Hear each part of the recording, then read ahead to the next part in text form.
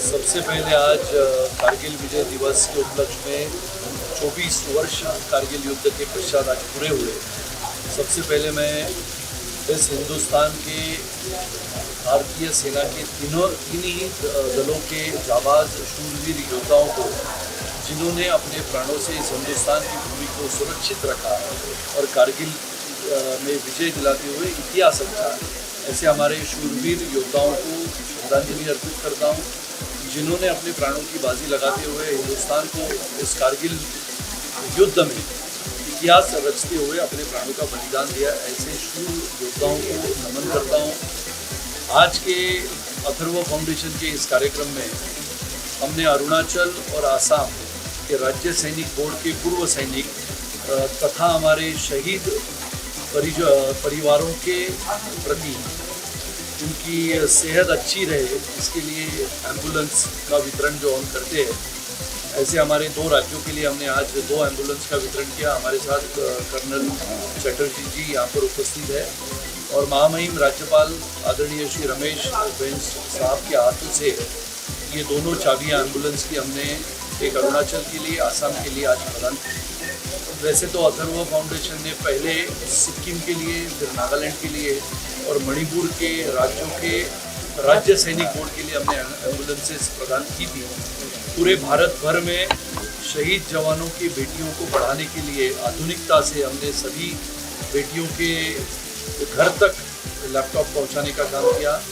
महाराष्ट्र में हमारा सैनिक शहीद होने के पश्चात उसको अनुदान के प्रति उनके परिवार को 8.5 लाख रुपए मिलते थे, लेकिन हमारे भूतपूर्व महाराष्ट्र के मुख्यमंत्री और आज के हमारे उप मुख्यमंत्री सन्माननीय देवेंद्र जी के नेतृत्व में हमने उस 8.5 लाख रुपए के अनुदान को हमने करीबन 1 करोड़ रुपये तक कर दिया था।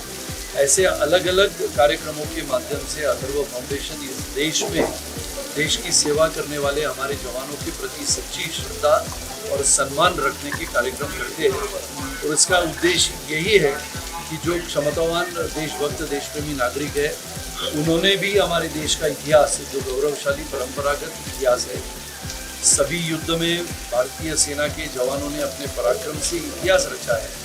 ऐसे हमारे भारत के सेना के प्रति तीन ही दलों की सेना के प्रति उन्होंने सम्मान रखने की आवश्यकता है, इसलिए ये ऐसे कार्यक्रम हम करते रहते हैं। और आज ये 2 एम्बुलेंस विशेष रूप से अरुणाचल और आसाम के लिए हमने प्रदान किया। जनता को आज के कारगिल विजय दिवस के उपलक्ष्य में सबसे पहले मैं शुभेच्छा देता हूँ। आज की आधुनिक पीढ़ी को, युवाओं को और युवतियों को कारगिल का युद्ध उन्होंने पढ़ना चाहिए। उसके पुस्तक में जो इतिहास है उसको पढ़ के अपने देश का जो इतिहास है, कारगिल का युद्ध का इतिहास है, 24 वर्ष पहले जिस युद्ध का इतिहास लिखा गया, और ऐसा वर्णन है कि पूरे विश्व में सबसे ऊंची चट्टानों पे, बर्फीली ठंडी ऐसे पहाड़ों पे ये युद्ध लड़ा गया। और ये महाभयंकर, भीषण और बहुत ही अद्भुत ऐसा युद्ध हमारे भारतीय सेना के जाबाज जवानों ने लड़ा। 527 अपने सेना के जवान, अधिकारी इसमें शहीद हुए। और ये युद्ध का वर्णन तो ऐसा है कि अद्वितीय युद्ध करीबन 19,000 20,000 ऊंचाई पर, पहाड़ों की ऊंचाई पर लड़ा था। और ऐसे हमारे जाबाज शूरवीर जवानों का इतिहास हमारे आज की आधुनिक पीढ़ी ने सोचना चाहिए, पढ़ना चाहिए। और आदरणीय प्रधानमंत्री श्री नरेंद्र मोदी जी का भी मैं अभिनंदन करता हूँ कि जिन्होंने आधुनिकता से बढ़ते हुए हमारी देश की रक्षा और रक्षा विभाग को जिस आधुनिकता से बढ़ाने का प्रयास किया है, इसके लिए आज हमारे भारतीय सेना गौरवान्वित महसूस करती है।